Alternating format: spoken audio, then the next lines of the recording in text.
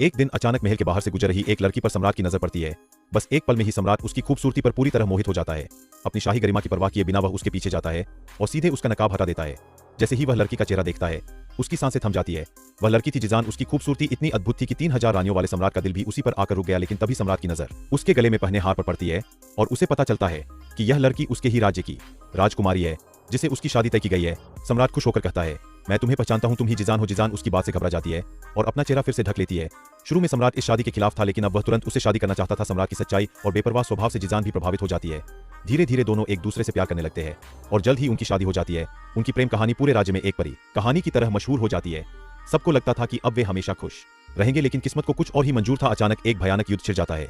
युद्ध के दौरान जिजान गंभीर रूप से घायल हो जाती है और अपने अजन्मे बच्चे के साथ इस दुनिया को छोड़ देती है।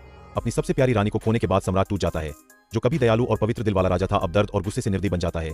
दो राज्यों के बीच शांति बनाए रखने के लिए दरबार में फैसला होता है कि साल के अंत में फिर से एक राजकुमारी का विवाह सम्राट से कराया जाएगा। लेकिन सम्राट के दिल में तो सिर्फ जिजान थी, इसलिए वह अपने सेनापति फांग जियानमिंग को गुप्त आदेश देता है कि रास्ते में ही उस राजकुमारी को मार दिया जाए। फांग जियानमिंग यह सुनकर चौंक जाता है और सम्राट से विनती करता है कि वह मासूम राजकुमारी तिलान को छोड़ दे। उसी समय सम्राट को सच्चाई पता चलती है कि जिजान की मौत का असली कारण क्या था। असल में उस समय राज्य में विद्रोह हुआ था। सम्राट ने फांग जियानमिंग को विद्रोह दबाने भेजा था, लेकिन अपने गुस्से और गलत फैसले की वजह से उसने विद्रोहियों को पहले ही हमला करने का मौका दे दिया और उसी गलती की वजह से जिजान मारी